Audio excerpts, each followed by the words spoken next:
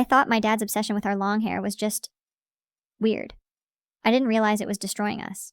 Not until I woke up in a hospital bed, fighting for my life, and he stood outside screaming that I'd betrayed the family. Family legacy.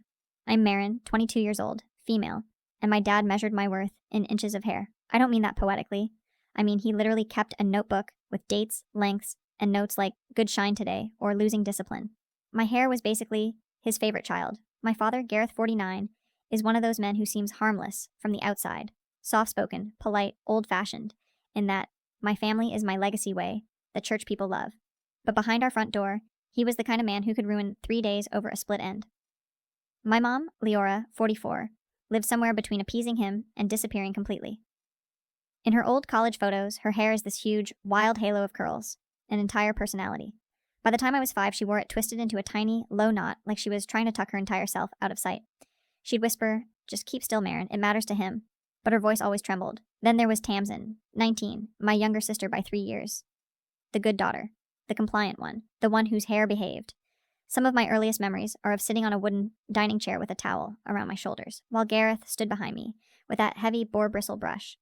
The clock ticking, the house silent, every sound swallowed except the scrape of bristles through my hair. "Head straight," he'd snap when I turned even a millimeter to look at Tamsin.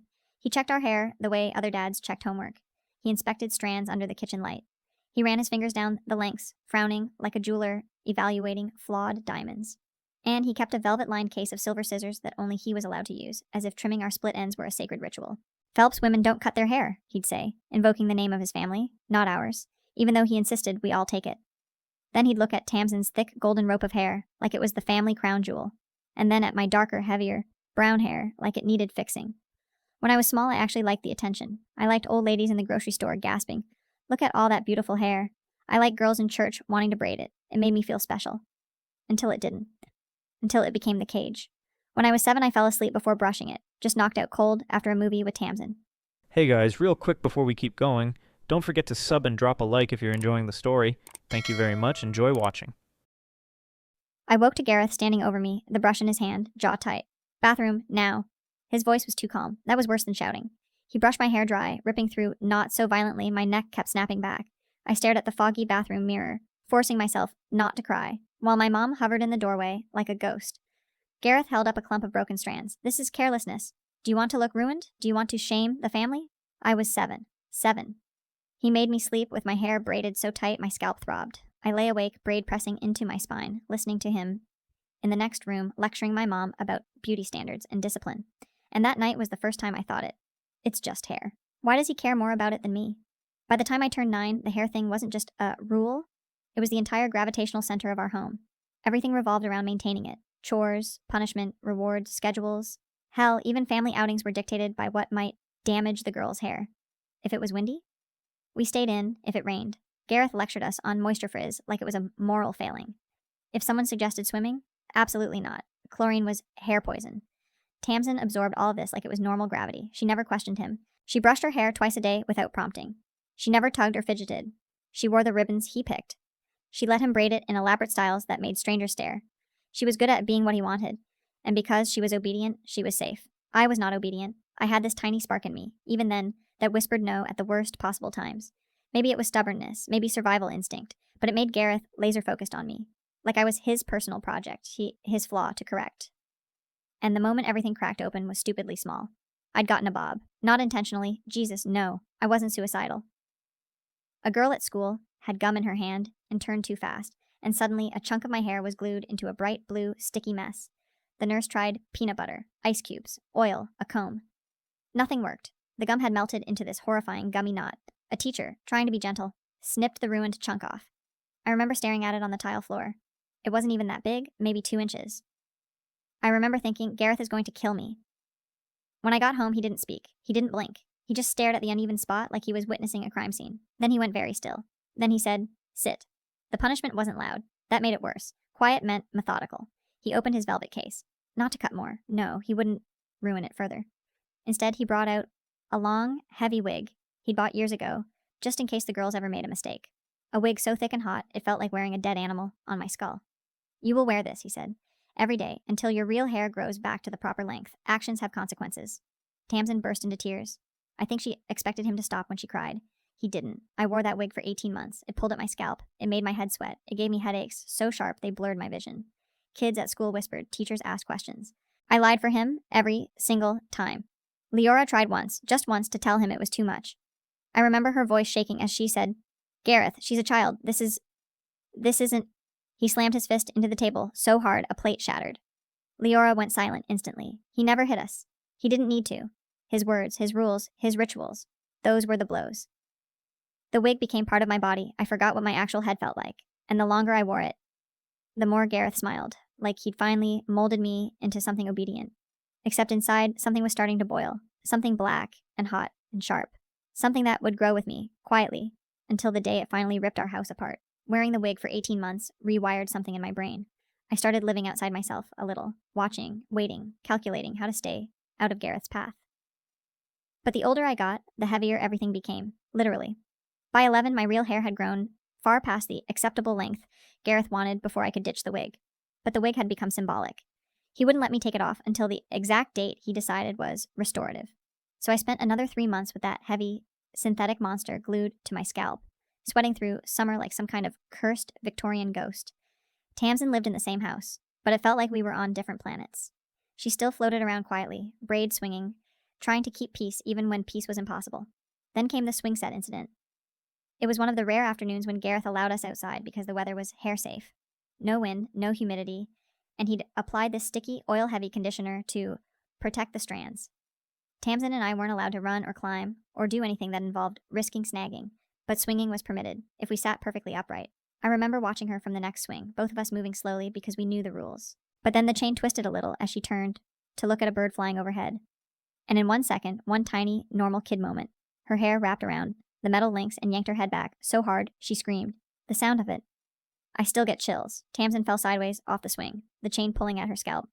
She was sobbing, clawing at her tangled hair. I jumped up, trying to help her, but the metal links were twisting tighter, trapping chunks of hair. I yelled for Leora. I yelled for anyone. It was Gareth who reached us first, and instead of checking her injury, her bleeding scalp, her scraped arm, the panic on her face, the first words out of his mouth were, "God, Tamsin, look what you've done to your hair." She was shaking, crying, begging him, "It hurts, Dad, it hurts. Please, please help." But he was focused on the hair, on the damage, on whether it could be salvaged. His hands didn't go to her cuts or her bruises. They went to the hair, tugging carefully, trying to unwind it, without losing any strands. She cried harder with every pull. I grabbed his sleeve and screamed, "Stop, stop, you're hurting her." He shoved me so hard I landed in the dirt. Leora finally came running.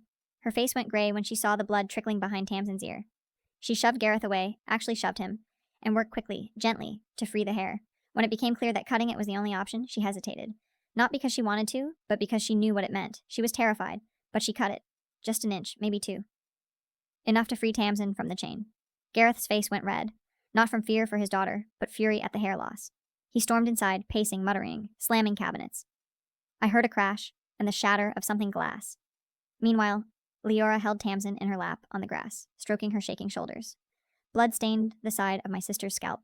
Her beautiful, perfect hair was uneven and messy and stuck together with sweat and tears, and all I could think was, he's going to punish her. He's going to punish her just like he punished me. But he didn't. He punished Leora instead. He didn't yell, he weaponized silence. He didn't speak to her for 2 days. He slept in the guest room. He followed her around with that cold, disappointed stare until she cried in the pantry where she thought no one could hear. Tamsin blamed herself. Of course she did. And Gareth doubled down on the rules. After that incident, our hair routines became stricter. Brushings were longer. Inspections were harsher. He started taking photos for record keeping. He started waking us earlier for hair preparation before school. He started saying things like, "This family's legacy is all we have," with this glazed look in his eyes. I started noticing the bruises on my own shoulders from carrying the weight of my hair, deep purple marks like fingerprints.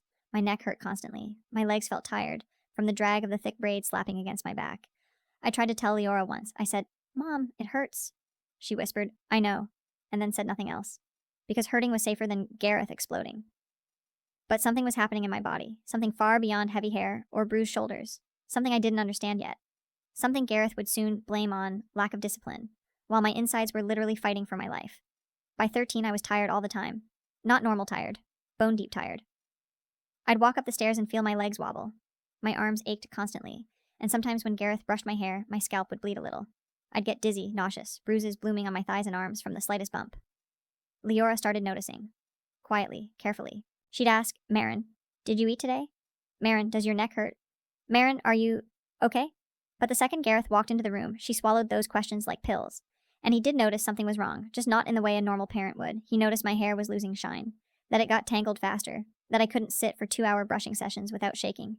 He blamed me. You're not taking care of yourself, he said one night, holding a clump of my shed hair like evidence of a crime. This is what happens when you don't respect your duties. My stomach dropped. I was taking care of myself. I was doing everything he demanded, but I was still shedding like crazy. Hair on my pillow, hair in the drain, hair slipping through my fingers. I knew it wasn't normal. I tried to tell him. Dad, something's wrong. I feel... He cut me off. What's wrong is your attitude. I looked to Leora. She looked away. The next morning, I fainted in the hallway. I remember the sound of my body hitting the floor. I remember waking up to Leora crying softly, holding my hand in a death grip. Gareth hovered behind her like a shadow, jaw clenched, not in worry, no, in irritation. This is dramatic, Inan, he said. You're encouraging her. Leora snapped something back, too quiet for me to hear. Gareth's face went cold. He banned her from taking me to the doctor. He said it was stress. He said it was puberty. He said medical appointments were unnecessary risks to the girl's hair. My body kept failing. I couldn't hide it anymore. The bruises, the fatigue, the bleeding gums, when I brushed my teeth.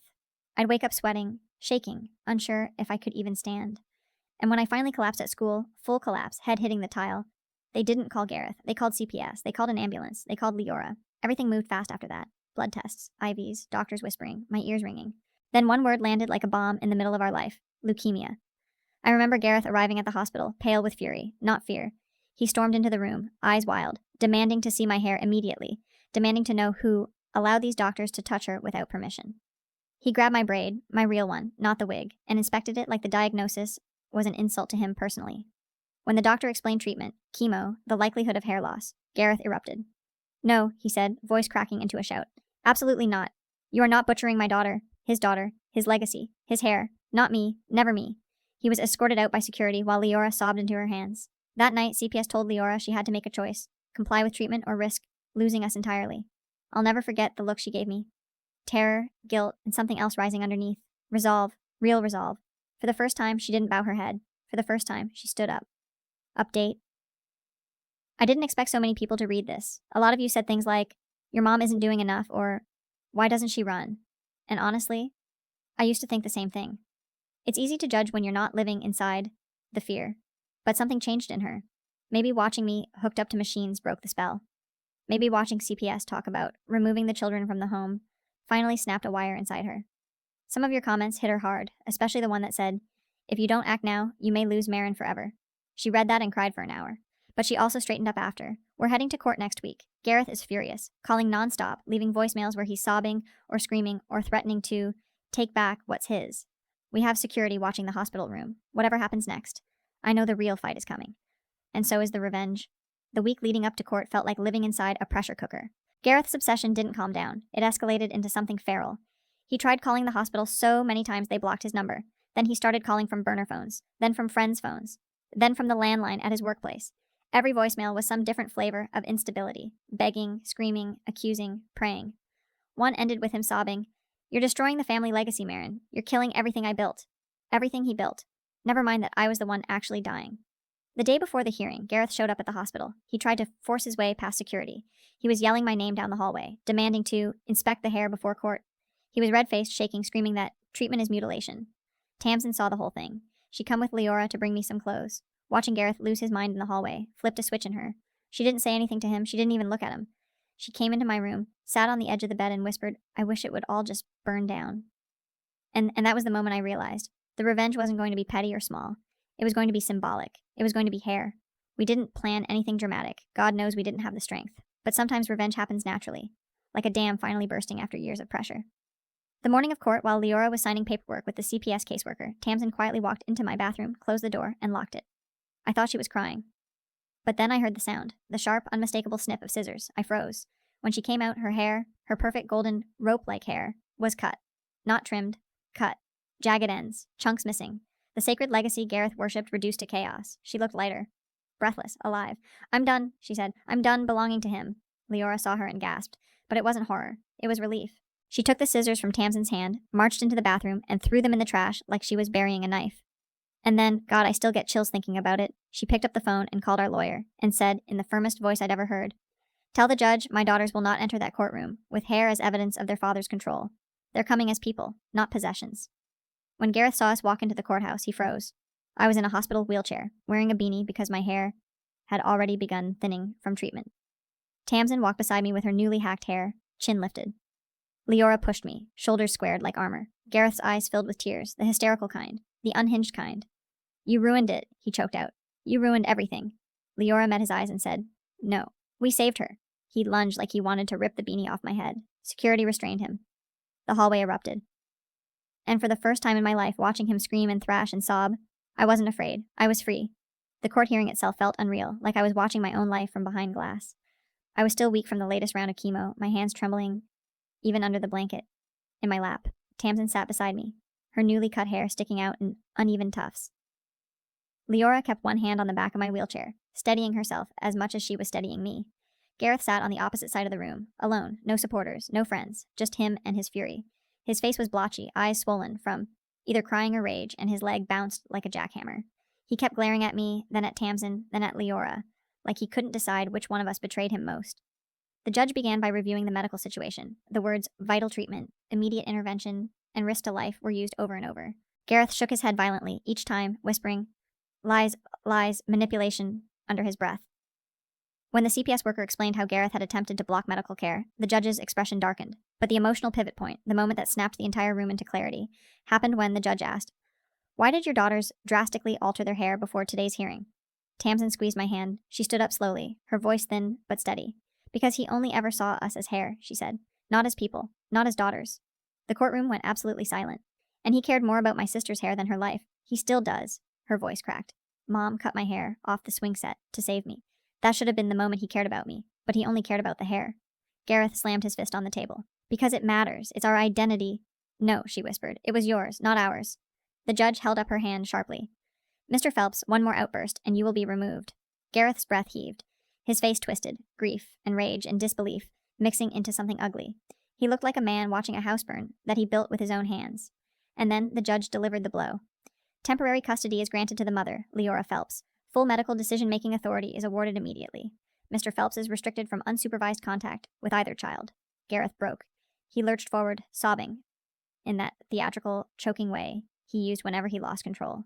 Security grabbed him before he could get anywhere near us. He kept screaming my name, screaming Tamsin's, begging us to stop this madness, promising he'd do better, swearing we were destroying the legacy. For the first time, Leora didn't flinch. She leaned toward him, not tenderly, not cruelly, just truthfully, and said, "The only legacy you built was fear." He went silent. Silent in a way that felt deeper than rage. Silent in a way that felt like loss. We left the courtroom with 2 security guards escorting us to the parking lot. As the doors closed behind us, I breathed in the cold air, raw and sharp against my lungs, and realized this was the first breath of my life that didn't belong to him. Update 2. Okay. I did not expect the explosion that the last update caused. Some of you went full vigilante fantasy. Call us all on, go ball together. Others were sending the sweetest messages, and a few of you said the thing that hit me hardest. Your revenge already happened the moment he lost control of what he worshipped. And yeah, you're right. Some people asked what happened right after the hearing. So here it is. Gareth tried coming to the hospital again. Staff shut him out. CPS warned him once. And when he kept showing up, they escalated it. Fast. There's now a protective order in place. He can't contact me. He can't contact Tamsin. He can't even contact Leora except through court channels. He lost the hair. He lost the power. He lost the audience. He lost the family legacy he cared about more than the family. And he did it all to himself. Those first weeks after court felt like living in a house where a bomb had just gone off. Silence, dust, ringing ears, and the instinct to duck every time something creaked. Even with the protective order, I flinched when the hospital door handle clicked, expecting Gareth to burst in, wild-eyed and ranting about legacy and purity and disrespect. But he never came.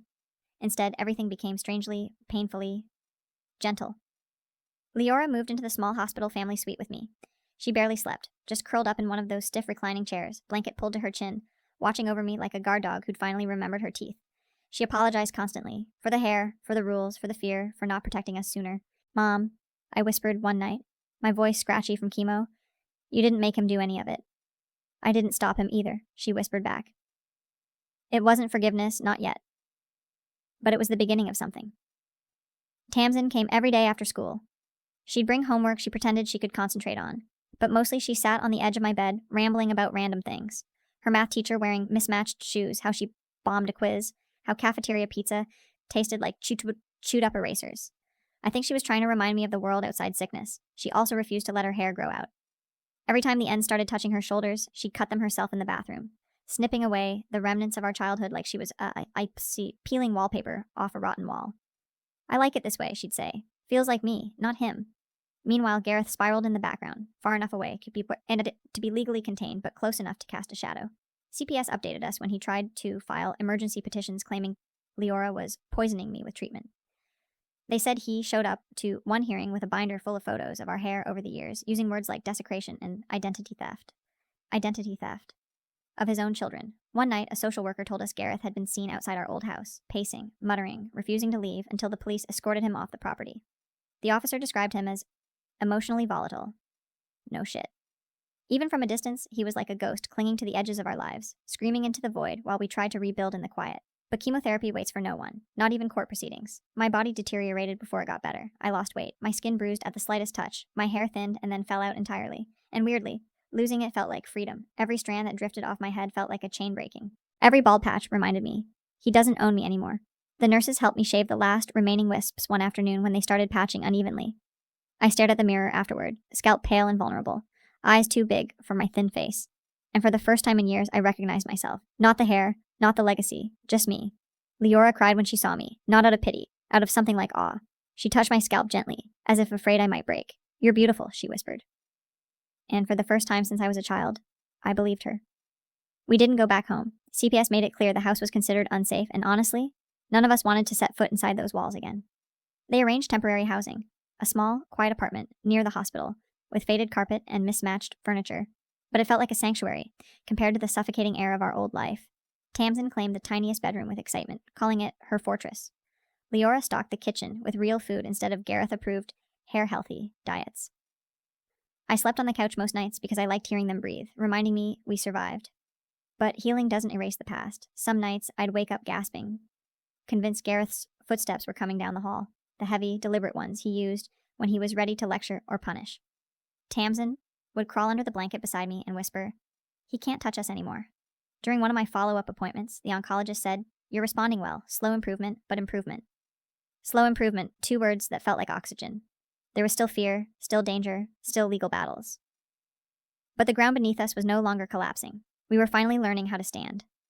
When the doctor finally said the words, "Remission is possible," it didn't feel real. Not after the months of IV drips, the metallic taste of meds, the nausea that twisted my stomach in knots. Not after losing the hair that defined my entire childhood. Not after the court, the screaming, the protection orders. It felt distant, like someone else's life. But slowly, remission started to look less like a fantasy and more like a door cracking open. We moved out of the temporary apartment and into a small, quiet house with peeling white paint and a porch swing that creaked when the wind hit it. To anyone else, it looked unimpressive, but to us, it was freedom. No hair rooms, no ritual brushes, no silver scissors and velvet cases, just air and space and the sound of leaves instead of Gareth's footsteps. Leora picked the house, Tamsin picked the paint colors. I picked the room nearest the sun. Because I wanted light, wanted to feel like something was growing again. The day we moved in, Leora found one of her old wedding photos, wedged in a box, her younger self laughing, hair loose and wild, pressed against a version of Gareth who looked almost human back then. She stared at it for a long moment before quietly tearing it in half. She saved only her side. We didn't talk about it. We didn't need to. Tamsin, meanwhile, was becoming someone entirely new. She chopped her hair even shorter, into a messy little pixie cut she styled with drugstore gel, and walked around like she'd been reborn. She decorated her room with posters, hung string lights, and painted a crooked mural of a phoenix on her wall. She'd never been allowed to decorate before. Gareth insisted a clean room builds discipline. Once, I caught her standing in the hallway, touching her short hair, smiling at her reflection like she'd finally stepped out of someone else's shadow. "Feels lighter, right?" I said. She grinned. "Feels like mine." As for me, my hair had begun to grow back in soft, uneven baby fuzz patches. Every new millimeter felt like a small rebellion. I kept rubbing my head without even realizing it, feeling the prickly little sprouts and thinking, this is me, just me. But Gareth wasn't gone. Not entirely. He sent letters to the court, disorganized, rambling, some begging for forgiveness, some accusing us of betraying the Phelps legacy, some swearing he'd renounce everything if we'd just come home. We didn't read them. The lawyer did. "You don't need this," he said gently.